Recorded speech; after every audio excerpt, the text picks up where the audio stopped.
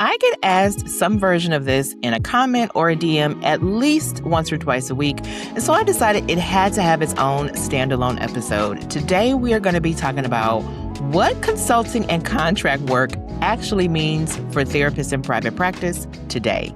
Welcome back to Peace and Profit for Therapists. My name is Calvalyn. I am a career design strategist for therapists who want to help people and make good money. And for most of those people, that means that they are starting, growing, or scaling a private practice. And so I help them do that with peace and profit.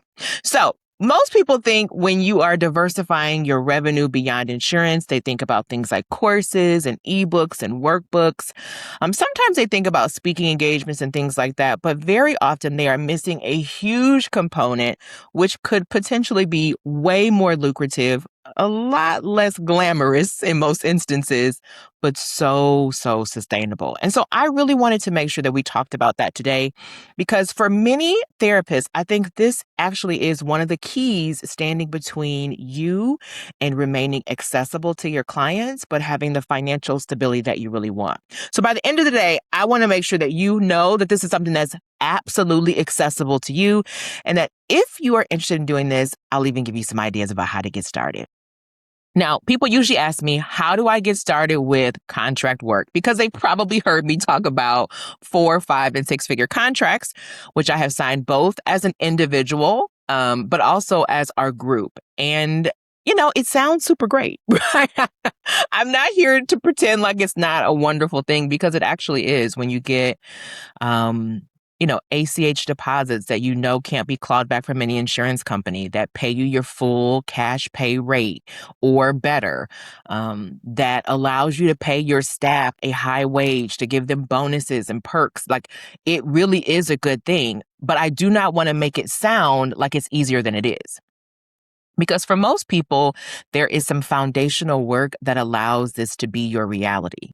So I want to talk a little bit about how I got started, and then I'm going to tell you what I think you should do. So I started my coaching business when I was still working as a school counselor. I've told the story before about my financial situation and how I had done all of the side hustles and part-time gigs, and I was definitely ready for something different. But I didn't automatically have people who were just throwing money at me, as the Cliff Notes version of this story might make it seem. I started by doing the free speaking circuit, going to my state and local and regional conferences for school counselors.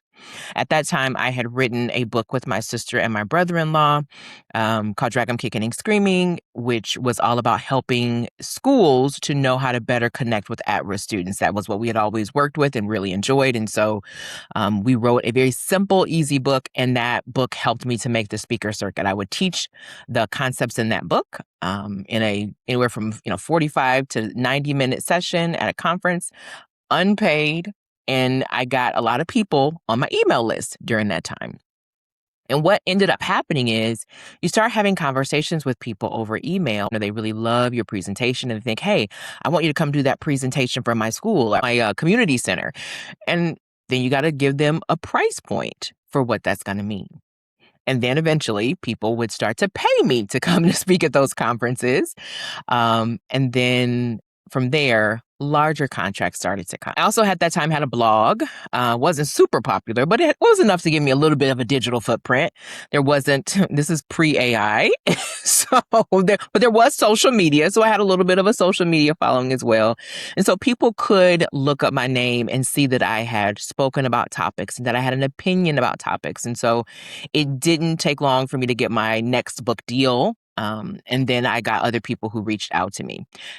But waiting for people to find you was not going to give me a full-time career. It wasn't going to give me a full business. So I had to start pitching myself. And that was something I definitely didn't know how to do. But I took a lot of classes, went through a lot of freebie things, did a couple of different incubator programs, and got to the place where I really learned how to position myself. The positioning is what has gotten me the 4, the 5, and the 6-figure contracts. In one instance, I was working as a contractor for an early childhood program, and I pitched myself as a solution to the fact that they were having such high turnover rates and had what I felt was particularly ineffective professional development for their educators. And I said, here's a problem that I see. And is this a problem that you've noticed? And they said, yes, it is. And so several conversations later, I walked away with I think at that time, maybe a $17,000 contract. Now, what you should know is that contract was probably about what they were paying me, maybe more than what they were paying me for the contractor work that I had been doing for them all along. And the number of hours that represented was way less. So I definitely was giving myself a raise by positioning myself. And I know that might sound crazy to you that I went from making 30 or 40 bucks an hour as a contractor to having them pay me over $250 an hour as this consultant. But when you know how to position yourself, that's exactly what can happen. And so for most of the people who reach out to me in the DMs, that's the problem. It's not that you're not skilled. It's not that you're not talented. It's not that you're not capable. It's that you really have no idea how to position yourself to get these types of things. So let's talk a little bit about what I mean when I say contractor or consultant or any of these kind of words that kind of get thrown around in this space. So for some of you as a therapist who's going to be working as a consultant or a contractor, answering a request for proposal or becoming a speaker, for some of you, this is going to be a very direct service. So you're going to do one-on-one therapy, group therapy, a training, a workshop, an event, something very specific, what we might call deliverable, right? For others of you, it's more so access to your mind, to your opinion, to your idea, to your expertise. People who are crafting things or creating curriculums, for example, don't plan on going back to school to get certified in EMDR, for example, right? But they need somebody who has that expertise. So the umbrella of having contracts or being a consultant is huge, and lots of things can fall under that umbrella. That's the first thing that I really want you to know. What you choose to do under that umbrella should be really specific to you. And it should be based upon your existing skills and experience, your desired activities, right? I don't want you to get a contract for something you don't want to do. And also the way that you want to live. I've often gone on record as saying I never want to be a full-time speaker. That's not something that interests me at this season of my life at all. That may be different 5 or 10 years from now when I no longer have a house full of kids or what have you. But for now, I have no desire to be a full-time speaker. I have no desire to be a full-time author. But I do like having those things be a part of what's under my umbrella. And so I choose how to invest my energy. And that is both responding to requests that people have, such as an RFP or request for a proposal, but also pitching my ideas to people who I think can benefit from it. The combination of those has been very beneficial for me. And here's some of the things I've actually done as a consultant or contractor. I've created a podcast. I have created mini trainings as little as 90 seconds all the way up to 10 minutes, and extended trainings all the way up to multiple hours or half days or even full days. I have obviously done in-person speaking. I have done consultation and professional development for social workers, school counselors, teachers.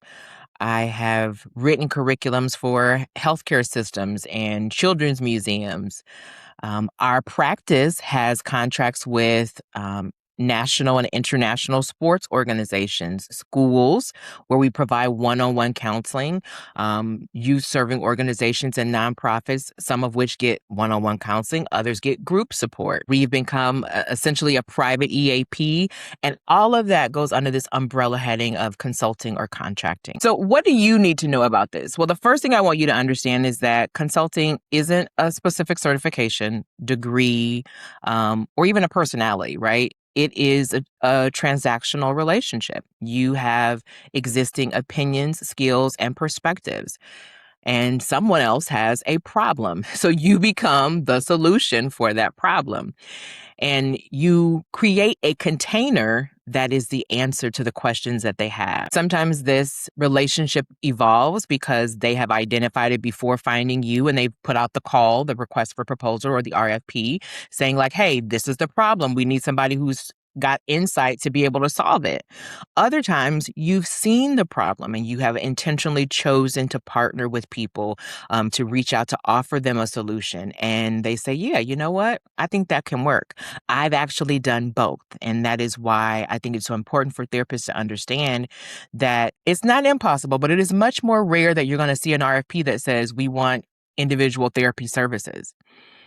But you will see a ton of RFPs that need the skills that you have. So I don't want you to pigeonhole yourself to a particular diagnosis. Your existing skills, knowledge, and ability can be applied in a lot of different ways. But for most therapists, there is one major thing standing between you and getting these opportunities. Whether you are going to apply for an RFP or you are going to position yourself and kind of pitch that you can be a solution to their problem. And that is that you have no visibility.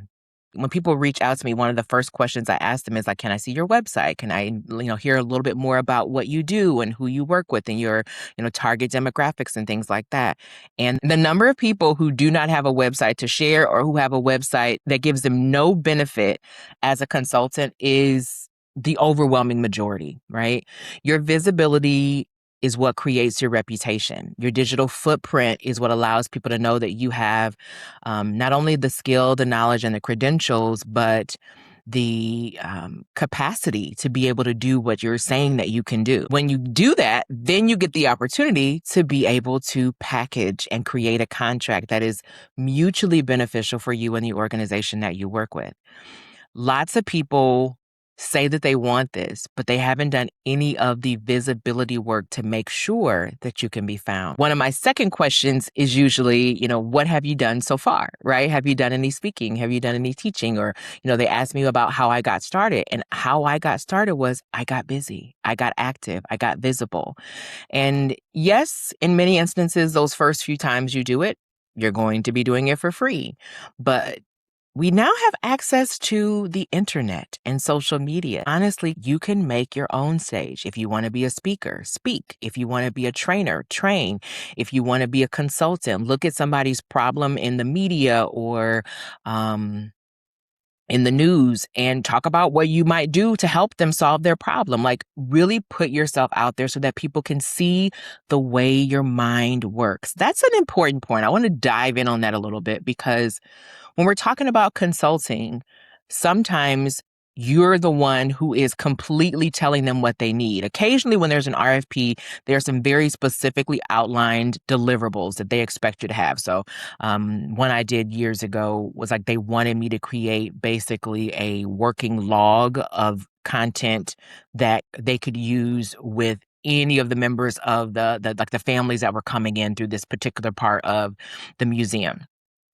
So chances are there might be a specific deliverable, but you might say, I think you also need this. I think this is more important. I think should be included. In other instances, when you are the person positioning yourself as a solution, you have to come up with what the package is going to be. And so anything that you can do that can show how you think and that you have an opinion and a perspective and insight, that goes so far to setting you up as the person that is seen as the expert. But I also want to make sure that you know that you're probably doing things right now that could position you for that. You just aren't seeing them that way. For a lot of you, your employers that you've worked for have already got you doing presentations or trainings, and maybe you haven't always made them perfect or they're not the kind of thing that people would automatically pay for, but you've got those existing skills, right? You can amplify that. For some of you, you're already naturally writers and, creating things within your own organization for your specific clients' use. If that stuff was made public, it would be a really great way to highlight the expert that you are. If you've already completed your doctorate in some capacity and you've got your thesis, your dissertation, and you have this body of research and you've never shared it with anyone, you probably already have what you need to start positioning yourself as the expert that you are. And I want to be really clear that I don't necessarily mean expert in terms of you're the highest credentialed person in the universe. What I mean is that you are the expert for that organization. right? So when you're coming in as a consultant, it's not necessary that you are the number one EMDR specialist in all of North America, right? But are you the number one person in this building for mental health? Yes. So you are being brought in as an expert for this specific community or this particular initiative. That doesn't mean that you have to be the expert for the entire world. So if you're a little bit like, ooh, I feel a little bit hesitant about positioning myself as an expert, that's what I mean. And the last thing that I want to touch on as far as the consulting piece goes is how important this can actually be in terms of making things more accessible for your clients. I've got an episode coming up where I talk about kind of the landscape and the math behind private practice right now and why, depending upon insurance, is not going to help you maintain your accessibility. But part of what I wanted people to really know with that episode is that if our practices depend on insurance companies in order to maintain our accessibility, and insurance companies didn't ask for that role and don't want to play that role, we have to come up with some other alternatives.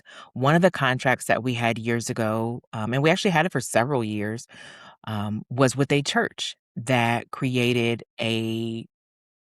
essentially a scholarship program for anyone who wanted to have therapy through our office, right? And they had several offices that they worked with, and they had prioritized community members who were African American who wanted to specifically work with an African American therapist.